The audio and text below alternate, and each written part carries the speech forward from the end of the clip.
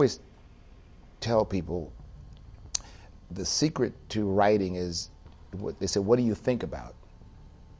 Don't think. He was halfway through one of his biggest songs. When everything went wrong, Lionel Richie stood on stage in St. Paul, Minnesota, in front of thousands of screaming fans. The lights were on him. The band was locked in. It was opening night of a brand new tour with Earth, Wind and Fire, a night he had been excited about for months. Then, in the middle of Dancing on the Ceiling, something shifted. He looked off. His voice slowed down. And then, in front of everyone, the 77-year-old legend did something fans had never seen him do before.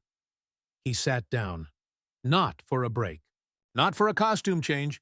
He sat down because he had to. He told the crowd he felt dizzy, strange, like something inside him had suddenly let go. Minutes later, he walked backstage. He never came back out. No encore. No goodbye. Just silence. And thousands of confused fans left staring at an empty stage, wondering what they had just watched. Then came the news that shook fans everywhere. Lionel Richie had been rushed to a hospital. But what happened in the hours and days after that changed the entire tour, terrified fans across the world, and forced people to ask a question nobody wanted to ask about a man who had spent 50 years telling everyone to keep dancing. Was this the beginning of the end? Or something no one saw coming? To understand why this moment hit so hard, you have to understand who Lionel Richie really is. Long before he was a judge on American Idol, long before Hello became one of the most iconic love songs ever written, Lionel Richie was just a kid from Tuskegee, Alabama, dreaming of music. He started out with the Commodores, a young group hungry for a hit. And they got one, then another, then another. By the time Richie went solo in the early 1980s, he wasn't just successful. He was everywhere, all night long. Truly. Say You, Say Me. Songs that played at weddings, in cars, on the radio at 2 a.m. when someone needed to feel something. His voice became part of the soundtrack of an entire generation. He co-wrote We Are the World. He performed for royalty. He sold albums by the tens of millions. To the outside world, Lionel Richie was warmth, charm, effortless joy. Every interview, every performance, he smiled like a man who had never had a bad day in his life. That image never really faded. Even in his 70s, he kept touring. He kept selling out arenas. He sat behind the American Idol judges' table every week, cracking jokes, hyping up nervous young singers, looking like the coolest man in any room. But here's the thing about performers like him. The lights hide a lot behind the smile, behind the tuxedos and the sold-out crowds. There was a body that had been on stages for over 50 years. A man still doing 2-hour shows, still hitting notes, still dancing. At 77 years old, fans loved him for making it look easy. But nothing about staying at the top for 5 decades is actually easy. And in the summer of 2026, the effort behind that easy smile became impossible to ignore. What started as one strange night in Minnesota was about to turn into a story that had fans, insiders, and even his own family speaking out. Because the man who sang about partying all night long was about to show the world what happens when the body finally says otherwise. It was supposed to be a celebration. The Sing a Song All Night Long tour, teaming Richie with Earth, Wind and Fire, had been announced months earlier to huge excitement. 26 dates, major arenas across North America. 2 of the biggest names in music history, back on the road together. Opening night, June 24th in St. Paul, was supposed to set the tone for the whole summer. For the first hour, it did. Richie was in high spirits, joking with the crowd, moving through his hits with the same energy fans had come to expect. Everything looked normal.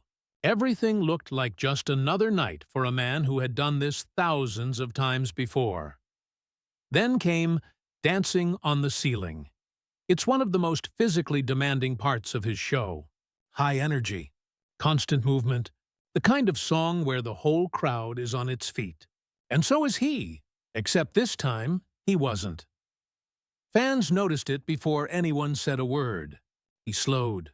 He looked unsteady. And then, in a moment that stunned the arena, he sat down on a platform mid-song. He kept singing. He even joked that this was the first time in the song's history he'd performed it sitting down. The crowd laughed, but something felt wrong. 15 minutes passed. Then his band walked off, no explanation. 25 minutes after that, a member of his own band walked out and delivered the news no one wanted to hear. Lionel wasn't feeling well. He wasn't coming back. The show was over. But for the fans in that arena, and for millions who were about to hear the news online, the real story was only just beginning. Within hours, it spread everywhere. Lionel Richie hadn't just cut a show short.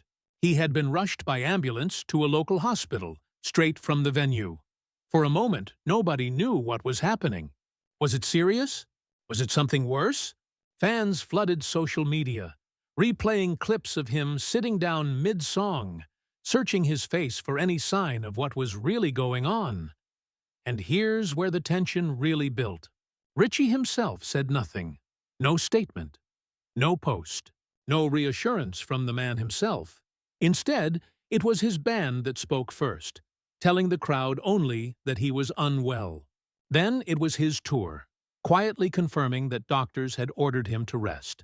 2 upcoming shows, Chicago and Columbus, suddenly wiped off the schedule. For a performer who built his entire career on connection, on looking his audience in the eye and making them feel like family, his silence said more than words ever could. Then came a twist nobody expected. The first real update didn't come from Lionel Richie at all. It came from his ex-wife, Brenda Harvey Richie. She stepped in publicly, thanking fans for their concern and reassuring the world he was okay and would be back on stage. Think about that for a second. In the middle of a health scare, it was his ex-wife who felt she had to speak up before he did. Fans were relieved, but they were also more curious than ever. If everything was really fine, why the silence? What actually happened backstage that night? And just how serious was it? One small clue came through. A bandmate told a local reporter he believed Richie had simply been dehydrated. A simple explanation. But for a 77-year-old man rushed to a hospital by ambulance, just dehydrated didn't feel like the whole story to everyone watching, and the questions kept building. Days passed. 2 shows postponed. The world left waiting.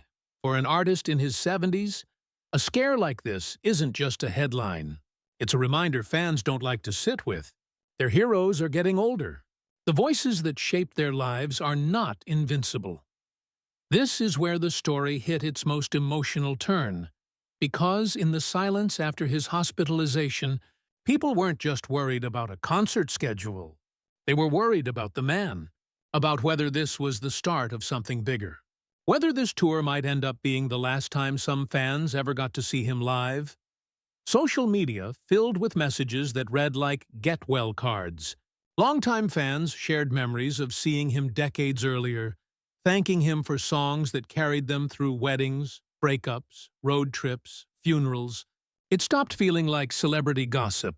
It started feeling personal. And then, just when the mood was at its heaviest, Lionel Richie proved everyone wrong. Following doctors' orders to rest, he didn't cancel the tour. He didn't quietly disappear. Just days after being hospitalized, he walked back out on stage in Pittsburgh. Fans bracing for the worst were suddenly watching him dance, sing, and perform like nothing had happened. The same man rushed away in an ambulance was back doing what he loved, in front of a crowd that couldn't quite believe what they were seeing. He followed it with another show in Detroit. The turnaround was so sudden, so fast, it left people with a strange mix of relief and disbelief. Was he really okay? Or was he pushing through something far more serious, refusing to let anyone, Fans, doctors, his own career. Slow him down?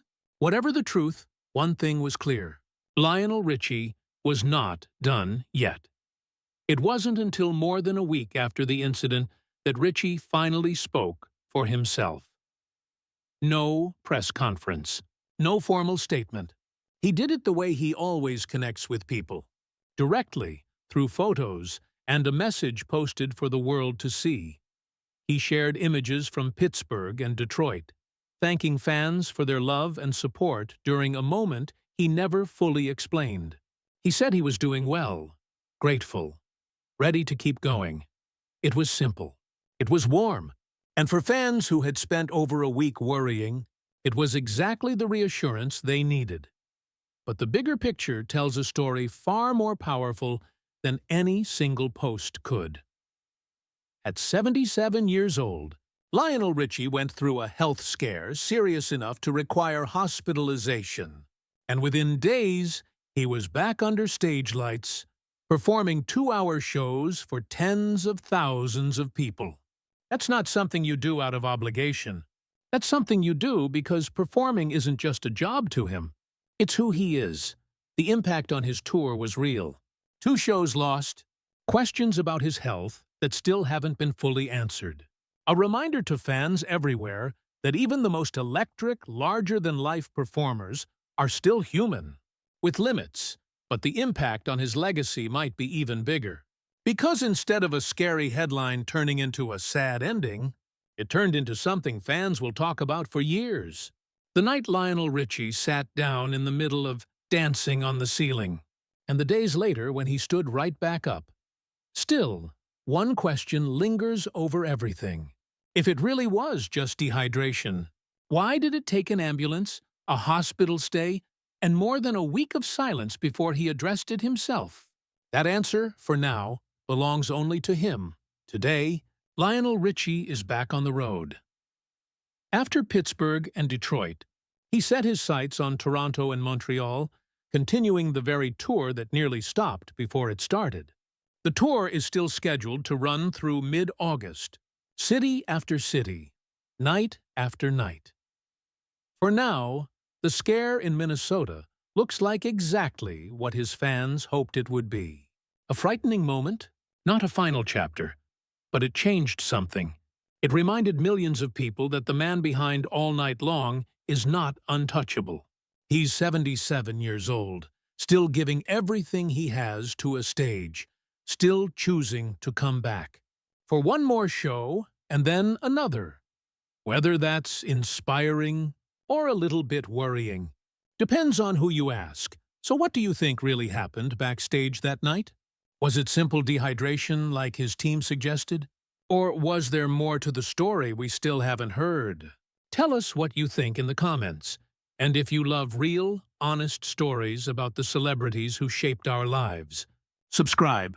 We bring you the truth behind the headlines every single week.